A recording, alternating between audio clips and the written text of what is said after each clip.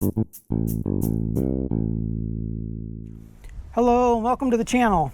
Now I've been working on the Power Wagon camper project for quite some time, and I'm finally ready to do a bit of off-road testing with the camper installed. So in this video I'm going to be heading out to Sand Lake recreational area out on the Oregon coast. Sand Lake is a popular OHV area with about 1,000 acres of sand dunes, dispersed camping, and a beach that you can drive on as well. So there'll be a wide variety of sandy terrain that I can use for testing the truck and camper. Now, I've been to Sand Lake a bunch of times with trucks, Jeeps, and ATVs, but I've never driven anything quite this heavy out there.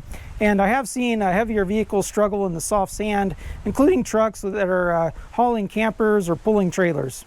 However, this whole project was built on the premise of being able to take the truck with the camper installed off-road, and that includes on sandy terrain as well. So for example, I chose a lighter gas truck over a heavier diesel.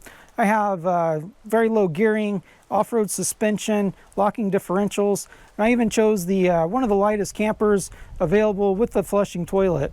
Now, it'll be interesting to see if my choices worked out or if I need to make any adjustments. So I'll mostly be watching to understand if the heavier truck sinks in the softer sand, and also to check out the suspension, how it performs in the rougher sections, and how stable the truck is off-road as well.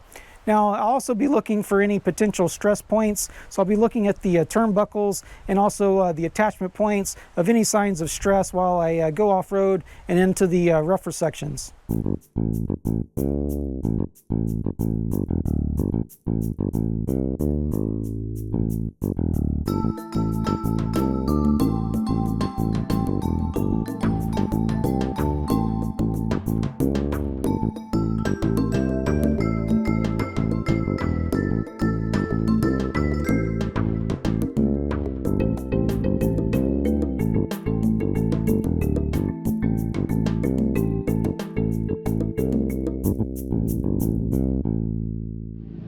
Okay, so I'm out at Sand Lake, Oregon today. We're going to test the truck and the camper out in the sand. This will be the first time doing some off-roading with this setup with a Power Wagon with a camper on. And I'm about to use these little self-deflators here. We're going to go down to 20 psi. That's what I'm starting at. Ideally, it should be a little higher.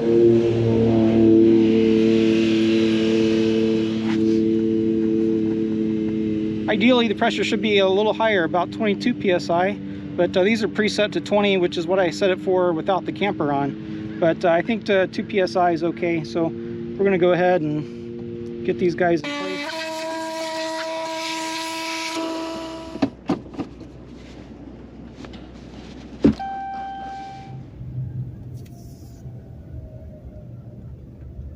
Okay, here we go into the sand.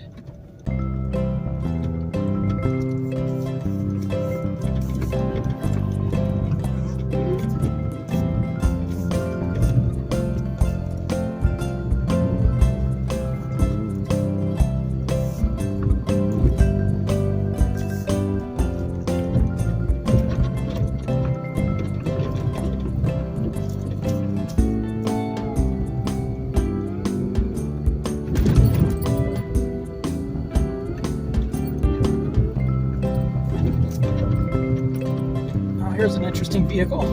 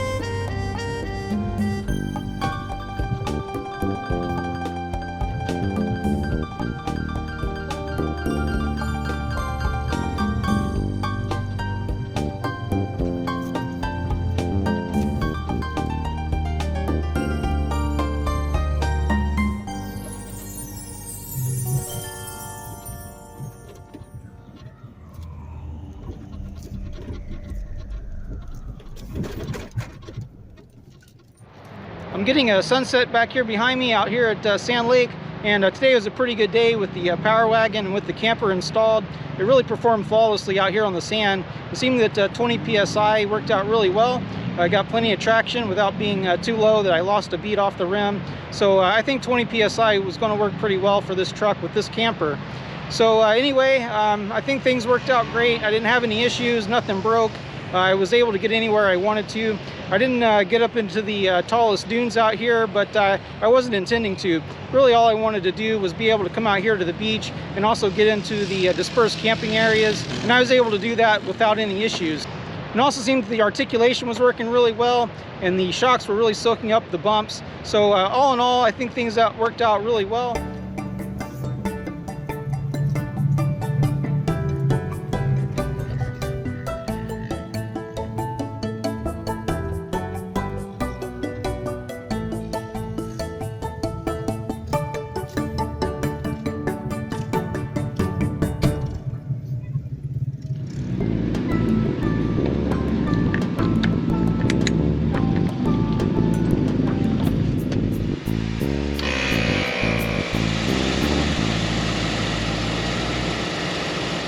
Okay, so I'm back from the first off-road test. I'd say the truck performed pretty well, and I had a little fun in the meantime. Now, when I'm out there on the sand with my Jeeps, I usually drive in 4 high to keep up the momentum and speed a little bit so I don't get stuck. But in this case, I wanted to keep my speed down, and also the Power Wagon requires the transfer case to be shifted in 4 low before I can engage the lockers. And I thought I might need the lockers. So I drove around in 4 low the whole time, but as it turned out, I was getting sufficient traction with the limited slip differential, and I didn't even require the lockers after all. I also mentioned I deflated the tires down to 20 psi to increase flotation, but when I was filling the tires back up, I was really noticing more bulge that I'm really comfortable with. And so I think next time I go out on the sand, I'll probably put 22 to 25 psi in the tires, at least with the camper installed, and I'll stick to 20 psi when the camper's not installed. I think that'll work a little better. You really don't want to go too low with the pressure because you risk damaging a tire or having the tire come off the rim. I didn't tackle the tallest dunes out there, but I did go up some pretty steep hills and through some pretty choppy sand, and also up and over some small ledges. Now the hills were steep enough to slide the bed pads that I had stored up on the bed off and onto the floor. Some of the things in the refrigerator got tossed around a bit, and some of the drawers came open. So one thing I learned is that I really need to secure my items in the camper better next time. Also, looking back at the video, looks like I'm getting pretty good axle articulation going up over those ledges, but I'm also seeing quite a bit of noticeable sway coming from the camper. Also in the choppy sections, I'm seeing a lot of vibrations coming from the front of the camper there. Now, overall, I'm really happy with the way the suspension is performing, so I'm not really planning on upgrading the suspension anytime soon.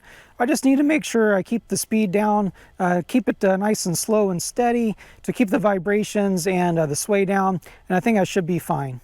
Also, the camper tie-down system seems to be working as well as I had hoped, where the camper seems to be moving correctly along with the bed. I didn't have to adjust the turnbuckles at all. They stayed tight, and I didn't see any evidence of excessive stresses transferring into the camper. Now, for those who are wondering, I averaged about 11.3 miles per gallon on this trip, which is a bit better than the 10 miles per gallon that I averaged last time, but I did have fewer passengers and less equipment this time as well. So anyway, I think overall the trip went pretty well, and the first test went pretty well as well. And that's all I have for today, so thank you for watching.